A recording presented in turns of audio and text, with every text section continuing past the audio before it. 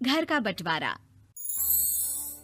अरे विनोद, तूने हलवाई को सारा सामान तो दे दिया है ना? अक्षय की शादी में कोई कमी नहीं रहनी चाहिए।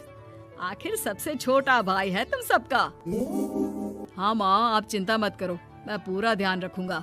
मंगल बेटा, तूने तो कहा था कि फूल का ऑर्डर दे दिया है, यहाँ तो फूल पहुँचे ही नहीं। अब क्या बहू की विदाई के बाद फूल आएंगे? माँ, मैंने अभी बात की है फूल वाले से, वो रास्ते में ही है। आप किशोर भैया से क्यों नहीं कहती कुछ करने को? किशोर पहले ही मेरे बताए काम कर रहा है। पास के सभी रिश्तेदारों और मोहल्ले वालों को कार्ड वही तो देकर आया था। रिसेप्शन के लिए हॉल भी उसी ने बुक किया था। टेंट कुर्सी वालों को भी तो वही देख रहा है। पर कई मोहल्ले वाले तो हमारे भरे पूरे परिवार से जलते भी हैं। उन्हें बुलाने की क्या जरूरत थी? बेटा, शादी ब्याह में तो बुलाना ही पड़ता है, नहीं तो लोग क्या कहेंगे। दादी दादी देखो ना, हलवाई अंकल हमें लड्डू नहीं दे रहे, आप इनको डांटो ना। अरे चैन सुख दे देना बच्चों को लड्डू, क्यों तंग कर रहा है इन्हें?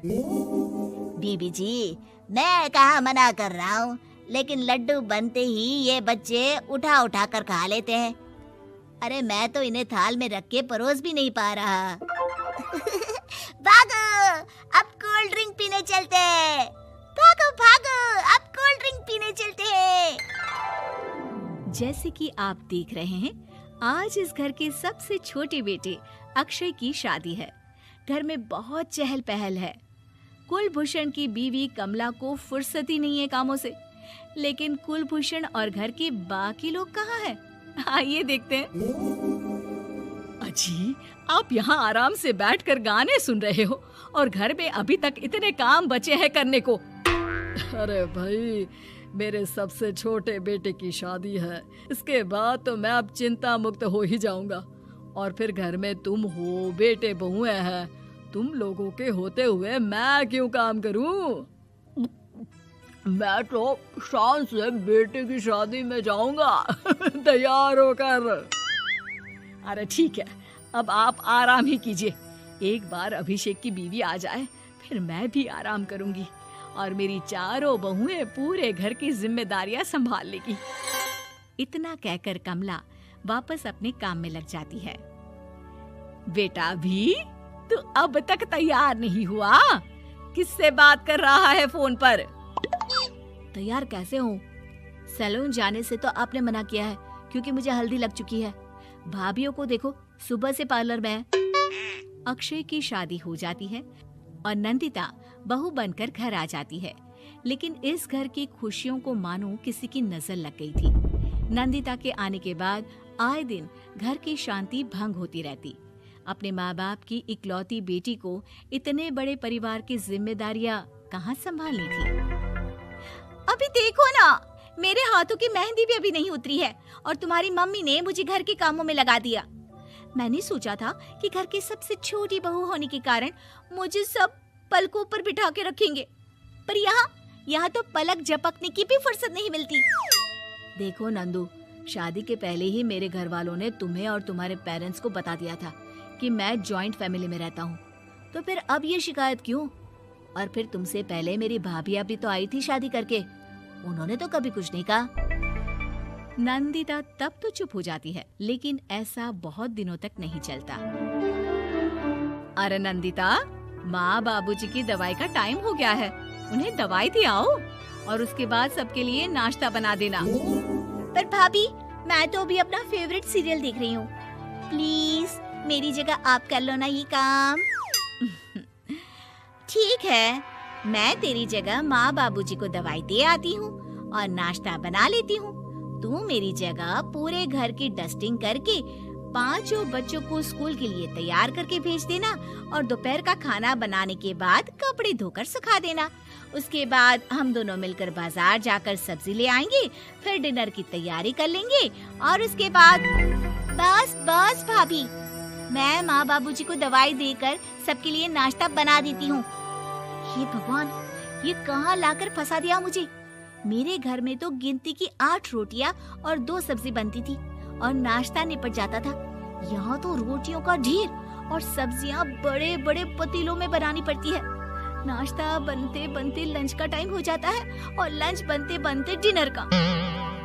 अभी मुझ में तुम्हारे पूरे परिवार का नखरा उठाने की और ताकत नहीं बची। मैं ऐसे नहीं रह सकती। अरे तो क्या चाहती हो तुम?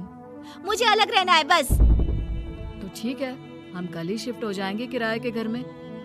इतना बड़ा घर होते हुए हम किराए पे क्यों रहेंगे? ना जी ना, घर में ही दीवार खड़ी करो अपने हिस्से के आगे। घर के साथ साथ घर की खुशियों में भी दीवार खींच जाती है। ऐसे ही कई महीने बीत जाते हैं और नंदिता माँ बन जाती है। बच्चे के आने से अभिषेक के कंधों पर खर्चों का बोझ आ पड़ता है।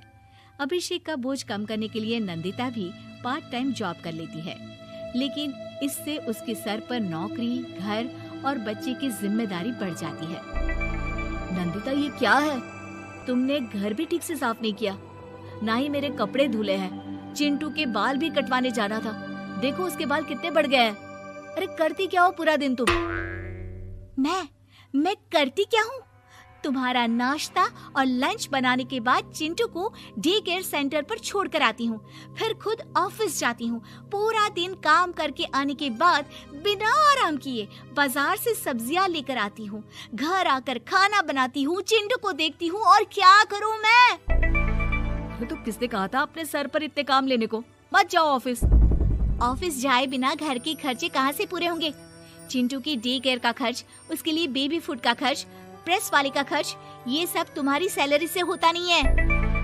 अगर परिवार से अलग नहीं होती तो इतनी मुसीबतें नहीं उठानी पड़ती तुम्हें परिवार के साथ मिलकर काम करने में दिक्कत थी, लेकिन काम तो अब भी बहुत है तुम्हारे सर पर। चिंटू को भी डे केयर भेजने की जरूरत नहीं पड़ती।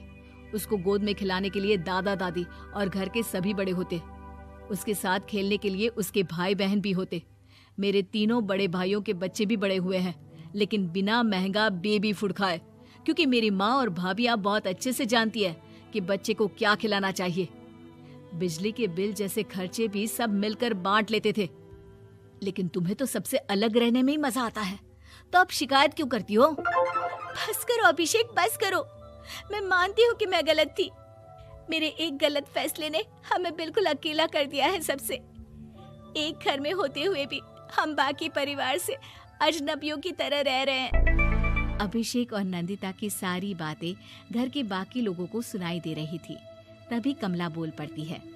अरे नंदिता बहू, किसने कहा कि तुम अकेले हो?